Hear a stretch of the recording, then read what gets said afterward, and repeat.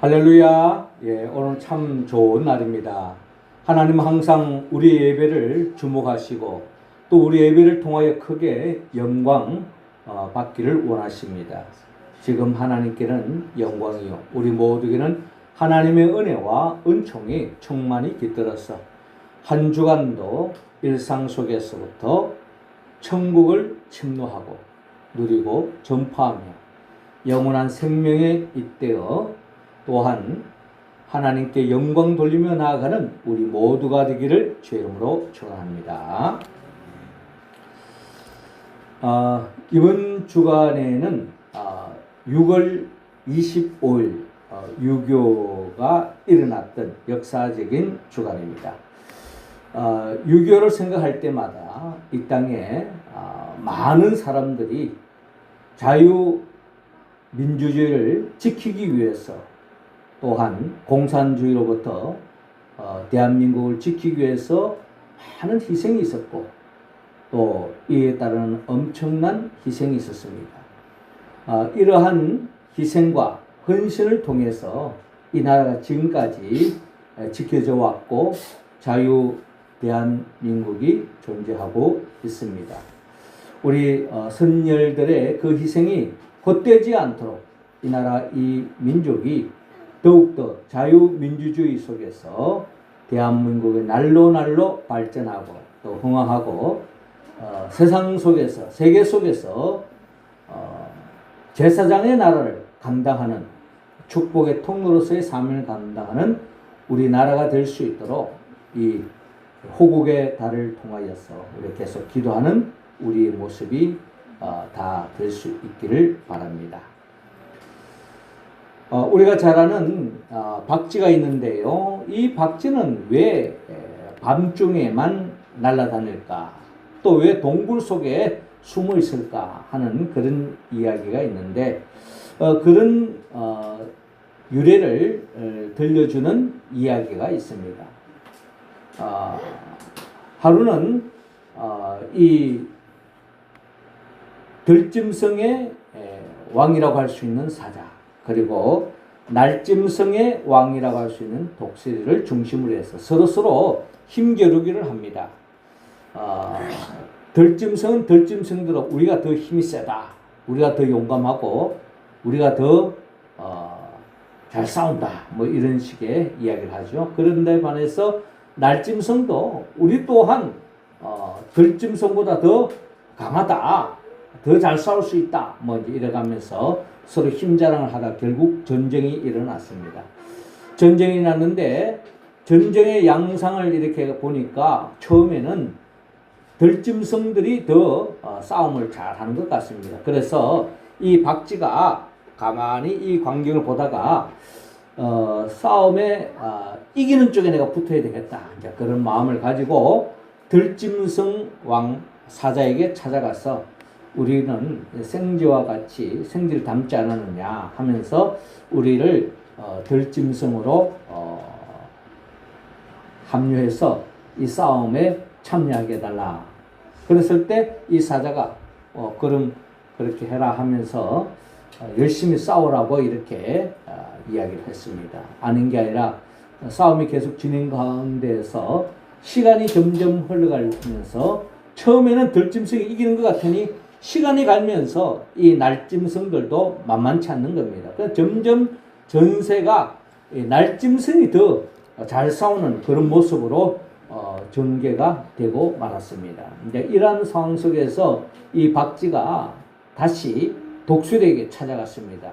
우리도 날개가 있고 충분히 날 수 있습니다. 우리가 날짐승이지 않느냐, 우리도 날짐승에 또 합류시켜달라 했을 때 독수리가 탐탁지 않았지만 그럼에도 불구하고 이 전쟁이 승패가 비등비등했기 때문에 또 한 명이라도 더 합류하면 더 이길 수 있지 않나 하는 생각이 들어서 박쥐를 또 불렀습니다. 이러한 상황 속에서 승패가 자꾸 나누어지는 겁니다. 들짐승이 이겼다가 날짐승이 이겼다. 그럴 때마다 박쥐가 여기 붙었다 저기 붙었다 왔다 갔다 하면서 시간이 지나면서 오랜 전쟁 끝에 서로 지쳐서 휴전을 하고 다시 사이좋게 지내게 되었습니다. 그런 상황 속에서 이 박쥐가 어느 짐승에도 같이 합류할 수가 없는 겁니다. 왜냐하면 전세가 유리할 때는 저기 붙었다가 또 불리할 때는 또 도망갔다가 이렇게 왔다 갔다 하니까 이러한 박쥐에 대해서 날짐승은 날짐승대로 끓이기고 또 들짐승도 들짐승대로 박쥐를 끓이게 되면서 결국에는 박쥐는 왕따를 당하고 동굴 속에 숨어서 밤중에만 이렇게 돌아다니는 그러한 모습으로 살게 됐다. 뭐 그런 이야기가 있습니다. 이런 박쥐를 바라보면서 우리 사람들이 살아가는 이 세상 속에서도 저 사람 참 박쥐 같다. 이제 이런 이야기를 할 때가 있어요. 그런 사람들의 특징은 자기의 유익을 따라서 여기 붙었다, 저기 붙었다. 이제 이렇게 하는 경향이 있다는 겁니다. 사실 이게 박쥐라고 하는 그런 캐릭터를 가진 사람들이 특정한 사람이 아닙니다. 사실 사람들의 모습이 다 그러한 모습을 다 가지고 있는 것이 인간의 실존이다. 저는 그렇게 이야기하지 않을 수가 없습니다. 사람은 철저하게 이해관계에 따라서 여기 붙었다 저기 붙었다 하는 경향이 있다는 겁니다. 예수님의 제자들도 보세요. 어떨 때는 베드로처럼 우직하게 내가 죽는 한이 있더라도 주님을 따르겠습니다 했던 그런 마음을 가질 때가 있는가 하면 또 한순간에 가룟 유다처럼 내게 불리하면 한순간에 주님을 은삼십냥에 팔아 넘길 수 있는 것이 바로 가룟 유다고, 그 가룟 유다의 이야기가 남의 이야기가 아니라 내 안에도 그런 모습이 없지 않아 있다라고 우리는 이야기하지 않을 수가 없습니다. 주님은 이와 같이 박쥐와 같은 그런 사람을 주님은 싫어하십니다. 원하지 않는다는 거예요. 특별히 예수님의 제자들 가운데 주님은 부르셨지만 그런 박쥐와 같은 삶을 살아가는 것을 원치 않는데, 사실 불행하게도 예수님의 12 제자들은 어떻게 보면 다 박쥐와 같은 그런 존재였다라고 우리는 이야기하지 않을 수가 없습니다. 처음에야 뭐 다 베드로 같은 심정으로 달려갔죠. 그러나 시간이 지나면 예수님이 십자가의 선상의 앞에 섰을 때에 가룟 유다만 배반했습니까? 실상 베드로를 비롯하여 12 제자 모두 다 주님을 부인하고 배반하고 제 갈 길로 갔던 것이 예수님의 제자였다라는 것입니다. 이러한 모습은 결국 제자들의 모습에만 머무는 것이 아니라 우리들도 그러한 모습에 있지 않는지 우리 자신을 살펴봐야 할 것입니다.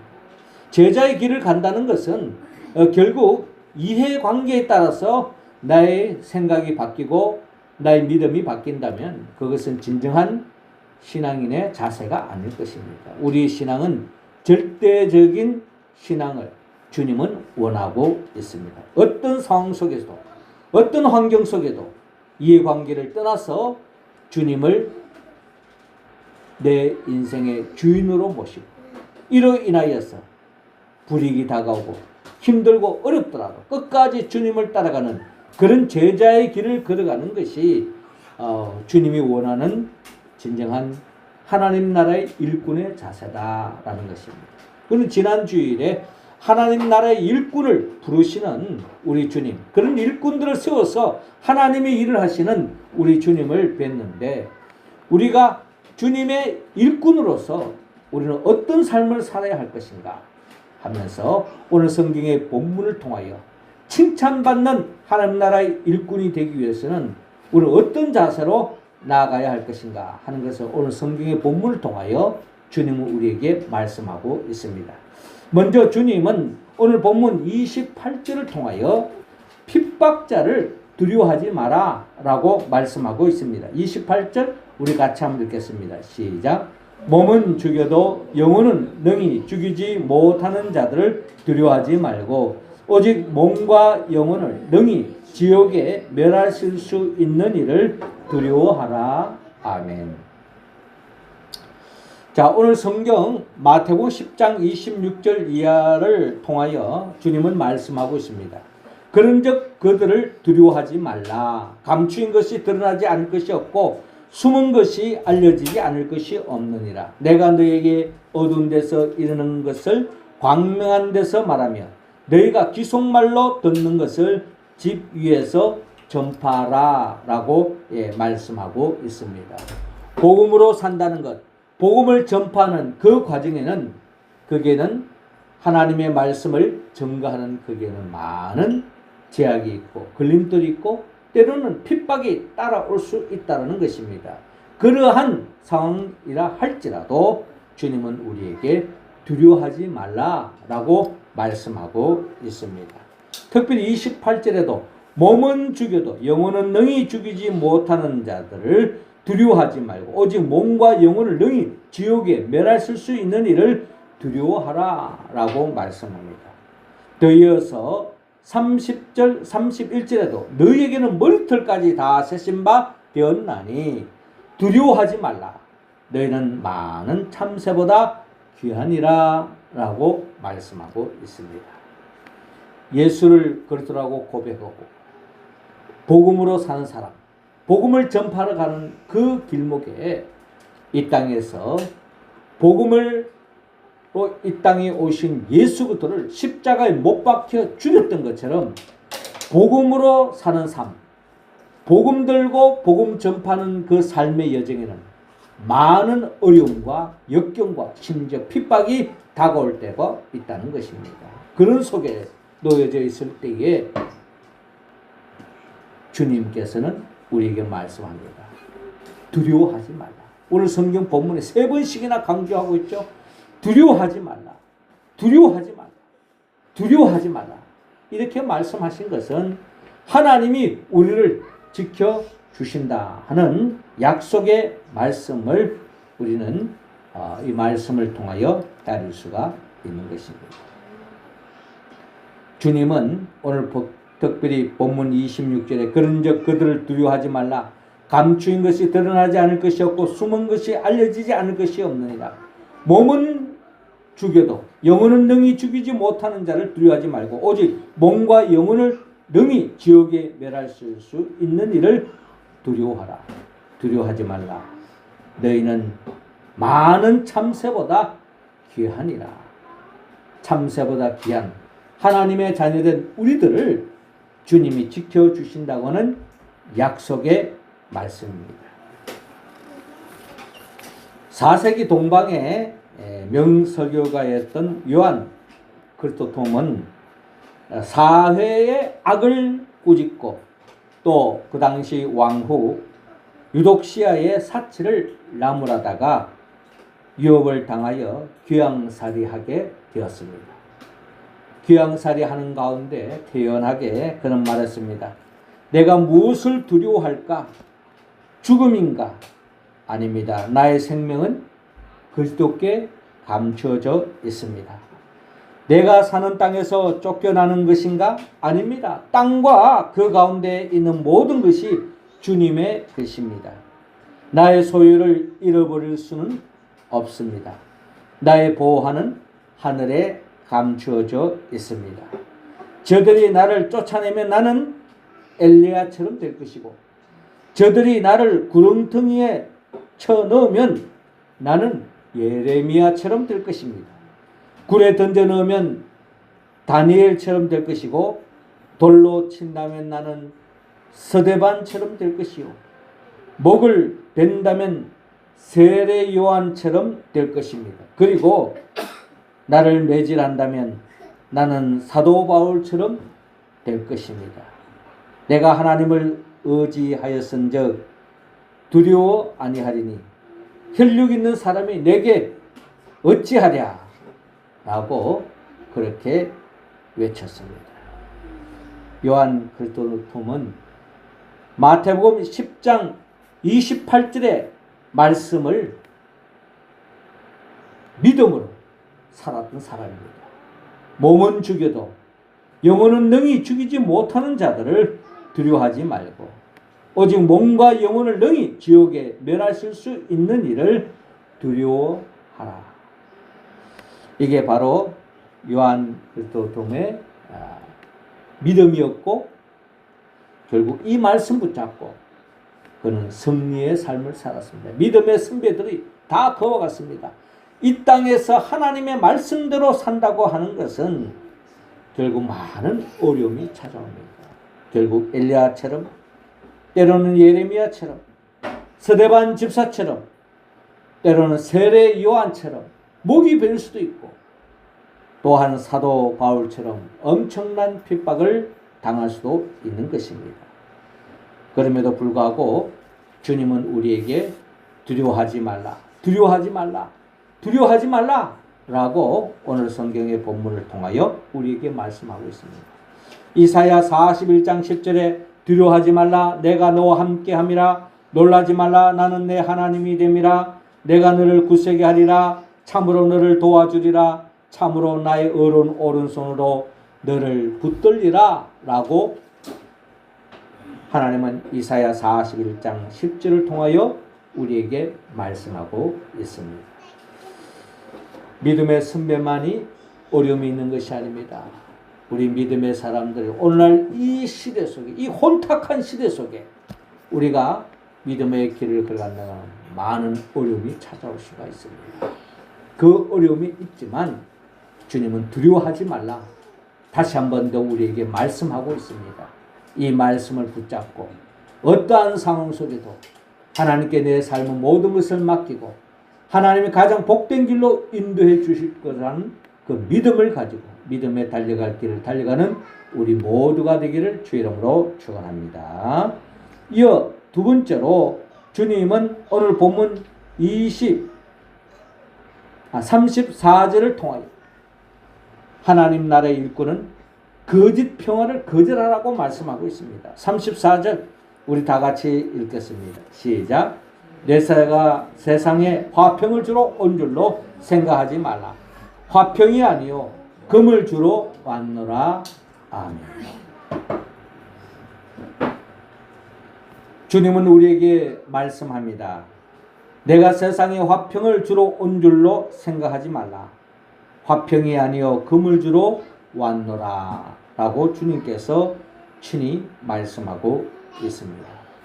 그래서 왜 예수님께서 친히 인간의 몸으로 이 땅에 오신 목적은 이 세상이 정말 깨끗하고 죄로 물들어지지 않고 정직하고 투명하고 정말 노력한 만큼 결실을 맺을 수 있는, 그리고 정직한 올바른 그런 세상이었다면 주님이 굳이 이 세상을 구원하러 이 땅에 오지 않았을 것입니다.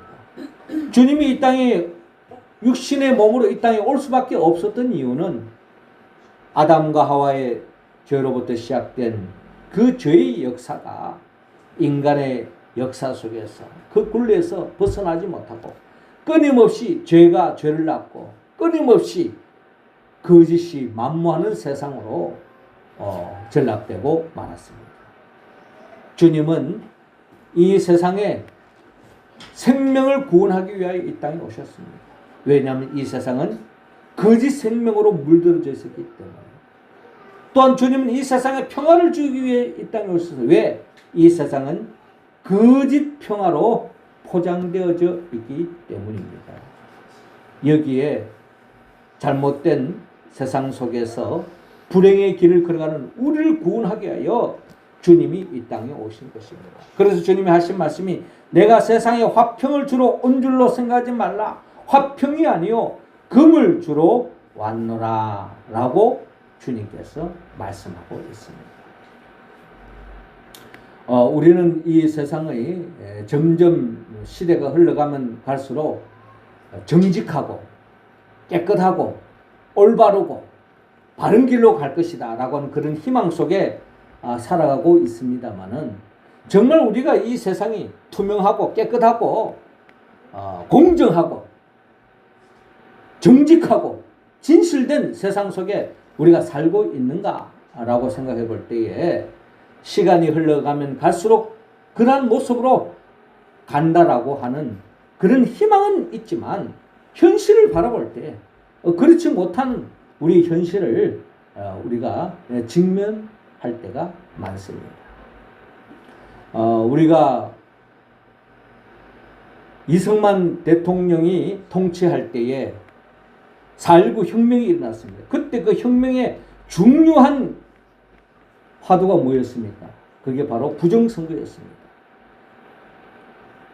그럼 오늘 이 시대가 정말 민주주의가 꽃피고 자유가 만만한 자유민주주의에 꽃피는 이 세상이라고 우리는 다 생각하고 싶은데, 오늘날 이 시대는 현실적으로 오랫동안 부정선거 그런 나른 것들이 나름대로 음모론이다, 또 내려는 잘못된 생각이다 라고 하는 생각들이 우리들에게 자리 잡고 있었지만, 그러나 의혹은 들지만 확증이 없다, 뭐 이런 나름대로 분위기였지만, 이번 지방선거를 통해서 확연하게 부정선거가 드러나는 현실을 볼 때, 아니 오늘날 이 세상에, 오늘날 이 시대 속에서 이런 일이 있을 수 있느냐 하는 것이 우리가 살고 있는 이 시대 속에 일어난 현상이라는 것입니다. 이것이 우리나라만 그런 것이 아니에요.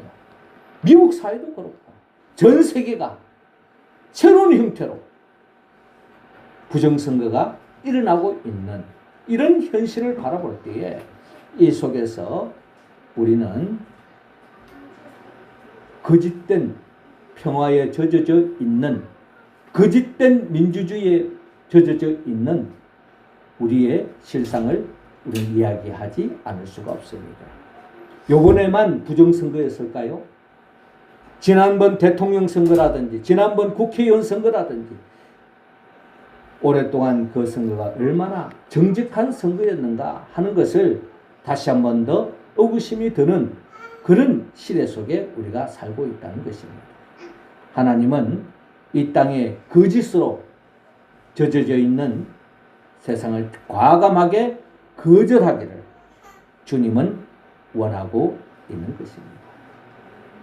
우리가 이 땅에서 믿음의 길을 걸어갈 때에 정직한 길을 걸어간다는 것은 쉬운 이야기가 아닙니다. 조금 권력에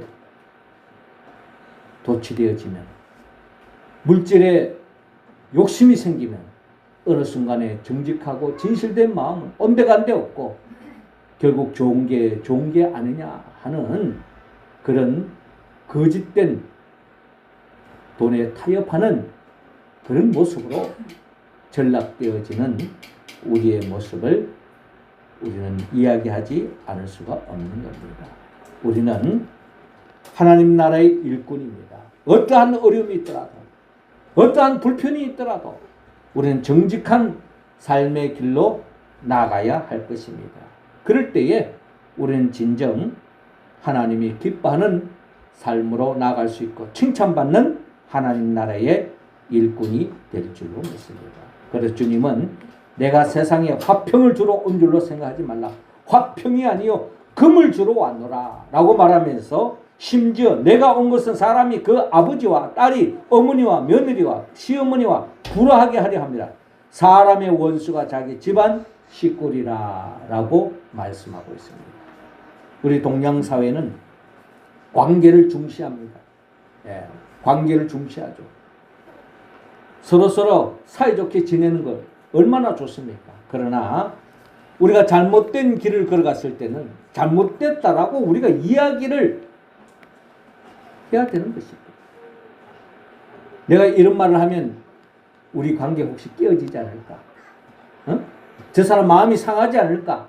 이런 생각을 가지고 우리가 복음을 이야기하지 않는다면, 주님의 진리의 말씀을 전하지 않는다면 결국 그 관계는 거짓 평화에 젖어져 있고, 그 거짓 평화는 오래가지 않습니다.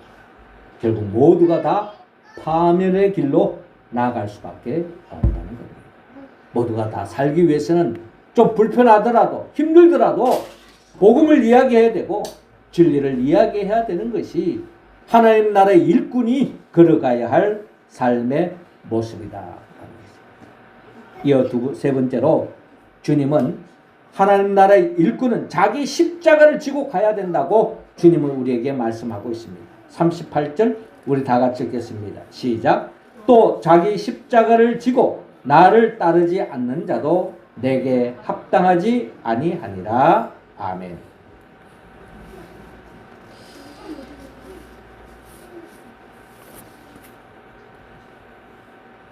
주님은 오늘 본문 37절 이하에 아버지나 어머니를 나보다 더 사랑하는 자는 내게 합당하지 아니하고 아들이나 딸을 나보다 더 사랑하는 자도 내게 합당하지 아니하며 또 자기 십자가를 지고 나를 따르지 않는 자도 내게 합당하지 아니하니라.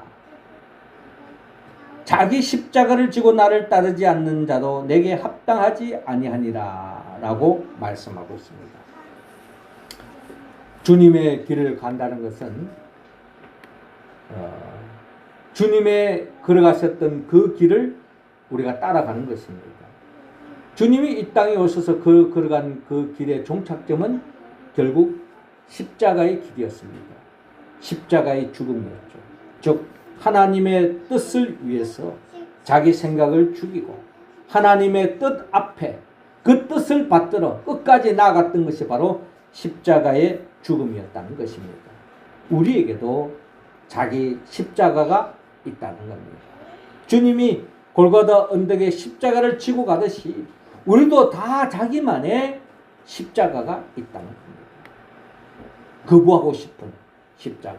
예수님도 겟세마네 동산에서 이 잔을 내게서 지나가게 하옵소서 하고 기도할 정도로 불편한 십자가였습니다. 그럼에도 불구하고 주님은 나의 원대로 마옵시고 아버지의 원대로 하옵소서 하면서 자기 십자가를 지고 갔습니다. 그게 바로 십자가의 죽음이었습니다. 그럼 우리가 잘 알다시피 예수님은 십자가에 못 박혀 죽음으로 끝나지 않았습니다. 우리 고백이 뭡니까? 우리가 주일마다 이 거룩한 주일을 지키는 이유는 바로 예수님이 죽음의 권세를 깨뜨리고 부활하신 날을 기념해서 우리가 이 거룩한 주일을 지내지 않습니까? 주일을 지킬 때마다 우리는 고백해야 됩니다. 하나님의 뜻대로 살다 보면 십자가의 죽음이 있을 수 있다. 그러나 죽음으로 끝나는 것이 아니라 죽음 다음에 하나님의 손길을 통하여서 결국 부활의 생명으로 나아간다는 것이 우리의 신앙 고백입니다. 그렇습니다. 우리는 각자 자기만의 십자가가 있습니다. 그 십자가를 왜 내게 이런 십자가를 주셨습니까? 라고 우리가 하나님 앞에 항변하지 말고 그 십자가를 아멘으로 받아들이고 가면은 그 십자가 때문에 때로는 희생하고 눈물 나고 때로는 그 십자가 때문에 너무나도 고달프고 힘들지만 그러나 그 십자가를 통해서 더 없는 하나님이 예비해 놓으신 더 없는 축복의 길이 열릴 줄로 여러분 믿으시기 바랍니다. 어떤 사람이 자기 십자가를 지고 길을 가고 있었습니다. 자기 키보다 훨씬 긴 그 십자가를 짊어매고 자기 인생길을 걸어가고 있었습니다. 그런데 이 사람이 자기가 지고 가기에 자기 키보다 너무나 크고 너무나 무겁고 해서 힘들어서 주님께 부탁을 했습니다. 너무 무겁습니다. 너무 깁니다. 좀 반쯤 잘랐으면 좋겠습니다. 그럼 네가 원한다면 그렇게 해라 그랬어요. 그래서 이제 반쯤 잘랐습니다. 한결 가벼운 거예요. 한결 가벼워서 또 이제 가다 보니까 그것도 이제 무겁다 하면서 또 불평을 내놓으면서 또 밑둥지를 또 반쯤 더 잘랐습니다.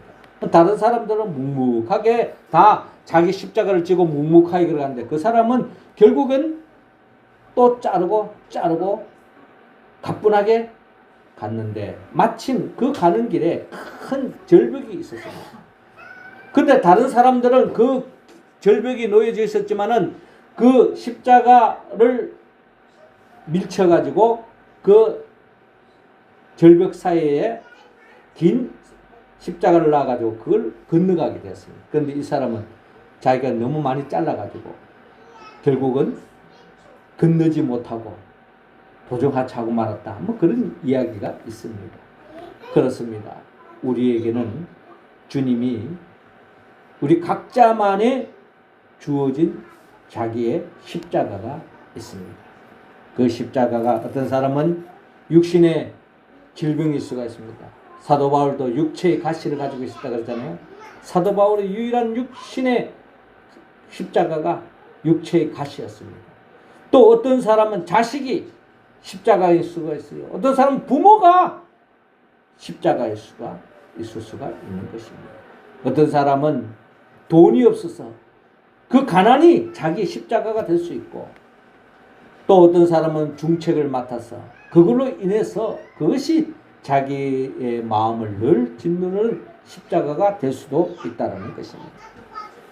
때로는 우리는 그 십자가를 포기하고 싶고 던져버리고 싶고 지고 싶지 않는 것이 우리들의 현실일 때가 너무나도 많습니다. 그러나 주님은 오늘 마태복음 10장 38절에 또 자기 십자가를 지고 나를 따르지 않는 자도 내게 합당하지 아니하니라 라고 말씀하고 있습니다. 자기 목숨을 얻는 자는 잃을 것이요 나를 위하여 자기 목숨을 잃는 자는 얻으리라 라는 말씀.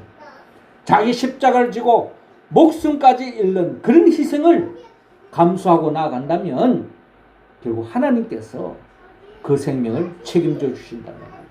마치 예수님도 결국 하나님께서 죽음의 권세를 깨뜨리고 죽은 자 가운데 3일 만에 부활시켜 준 것처럼 인간의 논리로는 야 이제 끝났구나 라고 생각이 들지 모르지만 하나님께서는 하나님의 방법으로 살려주시고 길을 열어주시고 건져주시고 또한 우리에게 상상을 뛰어넘는 축복의 길로 인도해 주실 줄로 믿습니다. 사랑하는 성도 여러분, 우리는 주님의 자녀로서 하나님 나라의 일꾼으로 부름을 받았습니다. 내 자신이 하나님의 충만한 복을 받을 뿐만 아니라 이 복을 많은 사람과 나눌 수 있는 축복의 통로로 세우기 위해서 우리를 하나님 나라의 일꾼으로 불러줬습니다. 하나님 나라의 일꾼은 반드시 어려움이 찾아옵니다. 그리고 하나님 나라의 일꾼은 이 거짓된 세상 속에 같이 살아가야 합니다. 그리고 그 세상을 걸어가다 보면 자기만의 십자가가 있습니다. 이것을 감당하기 위해서는 우리는 성령의 도움을 받아야 합니다. 성령은 예수 그리스도의 영입니다. 예수님이 누구입니까? 예수님은 우리를 위하여 천지 만물을 창조하신 분이요. 그 창조된 세상 속에서 하나님의 나라를 만끽하며 영생 복락하기를 원했지만 아담이 지은 그 죄 때문에 그 죄로 인하여서 정령 죽을 수밖에 없는 우리들을 다시 구원하기 위하여 인간의 몸으로 오셔서 우리의 죄를 대신 짊어지고 십자가에 못 박혀 죽으시고 부활하시고 성천하시고 지금도 하나님 보호자 우편에서 보혜사 성령을 우리에게 보내주십니다. 그 성령을 갈망하고 그 성령의 충만함을 입은 사람들은 결국 주의 말씀에 응답하고 믿음의 길을 걸어갈 때 우리 모두를 영원한 하나님의 나라로 인도하기 위하여 장차 재림하여 오실 예수 그리스도 그분의 영 보혜사 성령의 충만함을 입어서 오늘 우리에게 주신 그 말씀처럼 핍박자를 두려워하지 말고 거짓 평화를 거절하고 자기만의 십자가를 즐거운 마음으로 지고 가는 진정한 하나님 나라의 일꾼이 되어서 하나님께 영광 돌리고 더없이 칭찬받는 한 나라의 일꾼의 삶을 살아가는 우리 모두가 되기를 주의 이름으로 축원합니다. 기도드리겠습니다. 하나님 아버지, 이 시간 우리 각자 한 사람 한 사람에게 성령의 기름을 부어 주옵소서. 성령 충만함으로 말미암아 이 땅에 그 어떤 핍박자를 두려워하지 말게 하시고 거짓 평화에 젖어들지 말게 하여 주옵시고 또한 자기 십자가를 즐거운 마음으로 지고 가 주님처럼 영광의 자리에 최후의 승리의 자리에 이룰 수 있도록 인도하여 주옵소서. 예수님의 이름으로 기도드리옵나이다. 아멘.